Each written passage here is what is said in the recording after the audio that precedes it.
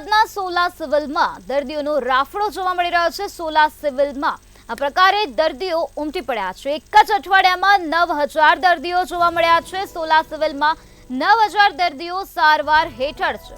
તો ગરમીને કારણે વાયરલ ઇન્ફેક્શનના કેસમાં વધારો જોવા મળી રહ્યો છે। 1318 કેસ વાયરલ ઇન્ફેક્શનના નોંધાયા છે।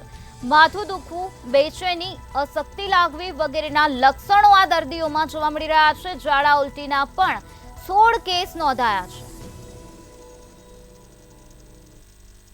तो हमारी हॉस्पिटल में ओपीडी दर्दियों लगभग 9149 दर्दियों गया अठवाडियाમાં नोंधाયેલા। तो दाखल दर्दी 934 दर्दियों हमारी हॉस्पिटल में गया अठवाडिયામાં दाखल થયેલા।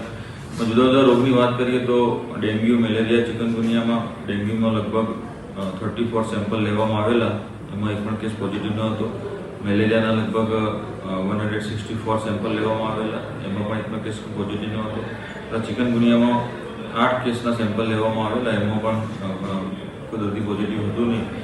તો ડાયરિયા અને વાયરલ ઇન્ફેક્શનના ડાયરિયાના લગભગ 16 કેસ હોસ્પિટલમાં નોંધાવેલા ગયા અઠવાડિયામાં, અને વાયરલ ઇન્ફેક્શનના 1318 દર્દીઓ અમારી હોસ્પિટલમાં ગયા અઠવાડિયામાં નોંધાયેલા। સર, શું કારણ છે કે વાયરલ ઇન્ફેક્શનના કેસ આટલા નોંધાયા?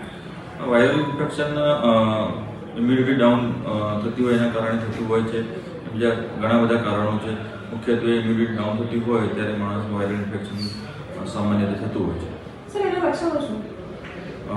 વાયરલ ઇન્ફેક્શનમાં તાવ આવો, ગળામાં દુખાવો, માથું દુખવું, બેચેની, ચક્કર આવવા, બધા ઘણા બધા લક્ષણો છે। તો કોઈ પણ દર્દીને એવું લાગે તો પ્રાઇમરી દવા નજીકના સરકારી દવાખાને બતાવી અને દવા લેવી જોઈએ અને સારવાર લેવી જોઈએ।